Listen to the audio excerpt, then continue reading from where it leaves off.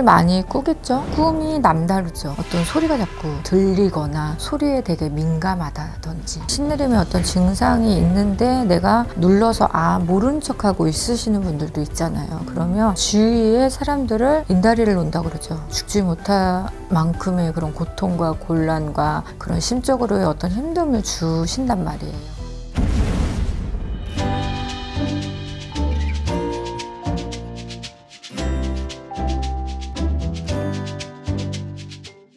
안녕하세요. 네, 안녕하세요. 네, 사실 이번 시간 주제는 이 신내림에 관해서 한번 여쭤보려고 하거든요. 이 증상이 있으면 신내림을 받아야 한다.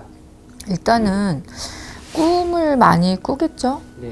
꿈은 이제 선몽이라고 그러기도 하고 예지몽이라고도 하기도 하는데 꿈이 남다르죠. 미리 바로 앞에 있을 일들을 먼저 예지몽으로 꾼다든지 그런데 그런 꿈들이 너무 적중률이 잘 맞다는 거죠.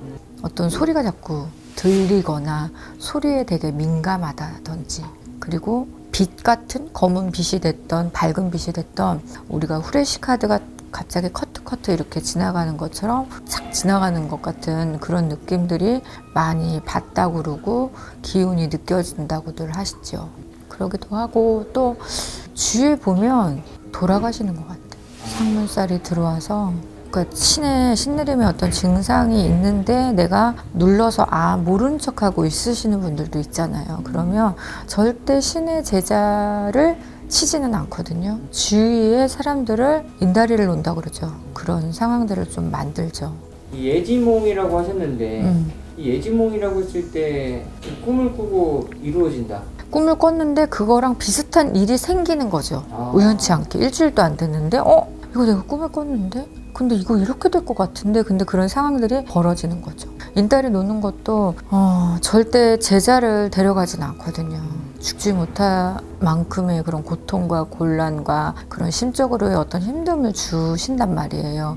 근데 인간이 가장 고통스럽고 아픈 게 뭐겠어요? 부모와의 죽음과의 이별, 자손이 됐던 내 측근, 나와 함께한 그런 사람들의 죽음, 사망이 그건 어떻게 할 수가 없잖아요. 다시 어떻게 뭐를 한다고 해서 다시 되돌릴 수가 없는 거잖아요. 그러니까 그런 정말 아픔을 주죠. 이 얘기를 들으면서 인다리의 이야기를 들으면서 왜 고통을 줄까 사람에게? 알아주지 않으니까. 근데 거진 이렇게까지 확실하게 주시는 분들은 보면 위대에 불렸던 분들이 있어요.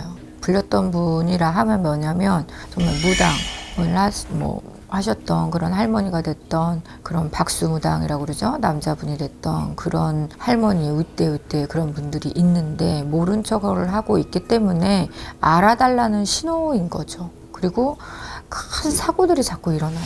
내가 다른 사람을 해하게 할 일도 생기고 내가 죽을 뻔도 하고 금전이나 인간이나 어떤 풍파를 계속 주죠. 계속. 왜 도대체 이러지?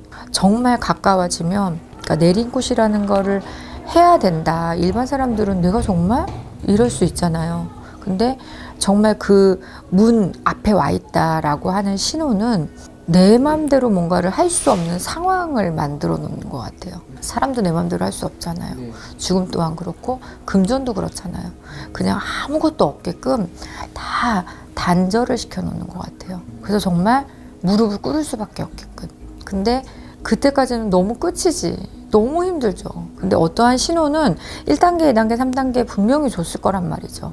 근데 그런 신호를 줬는데도 불구하고 모른 척하고 있다든지 아닐 거야. 그러니까 확인을 해야 되는데 왜 우리가 어디가 아프면 병원에 가서 진찰을 받고 어디가 아픈지 일단 검사를 하잖아요. 근데 그런 검사조차도 하려고 하지 않기 때문에 벌써 신에서 그런 마음을 알기 때문에 되게 엄한 벌을 처음부터 내릴 수도 있죠. 그래서 다 다른 것 같아요. 다름으로 주시는 것 같아. 결론은 내린꽃을 하는 우리 이렇게 신의 제자분들을 보게 되면 상황들이 다 다르잖아요. 근데 그래도 어느 정도 이렇게 먼저 알고 먼저 무릎을 꿇고 그래요 내가 가겠습니다 받아들이겠습니다 라고 했었던 그런 또 사례들은 그렇게까지 인다리를 놓고 모든 뭐 정말 아무것도 없게끔 만들지는 않거든요. 근데 알면서도 안 하고 정말 이리 도망 다니고 저리 도망 다니고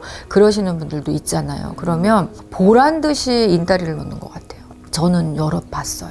근데 한 분만 돌아가시는 게 아니라 한 해에 막 3명이 돌아가시고 1년에 한 분 한 분 뭐 6개월 간격으로 계속 집 안에 계속 누군가가 돌아가시는 거예요. 사고수가 됐던 뭐 자결이 됐던 뭐 어떤 거든 간에 인다리까지 갔다고 하면은 여기는 이제 거의 마지막이지. 근데 마지막인데도 본인은 이제 목숨이 살려 있고 내가 뭔가 할 수 있잖아요. 하고 있고 금전적인 거나 뭐나 그래도 무릎을 굴복하지 않는 분들도 계시죠. 아닐 거야. 나만은 아닐 거야.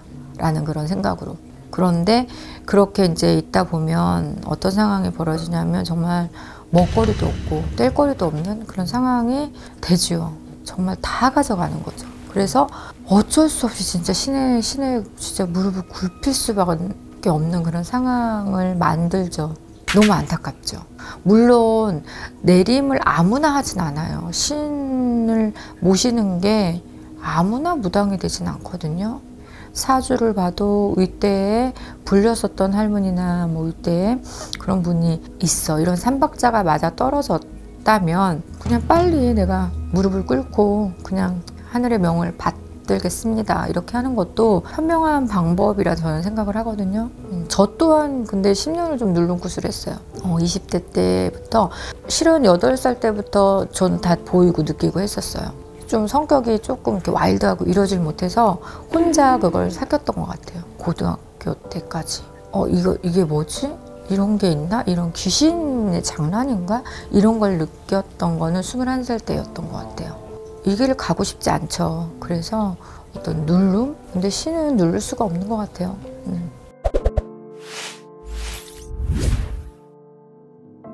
그리고 신의 그냥 어떤 증상이라고 본다면 헛말? 나도 모르게 그냥 툭 튀어나오는 그냥 신공수처럼 그런 헛말들이 나오죠. 근데 그게 왜 내가 이런 얘기를 하지? 그러니까 나도 모르게 툭 튀어나오는 그런 헛말들이 자꾸 나온다는 거죠.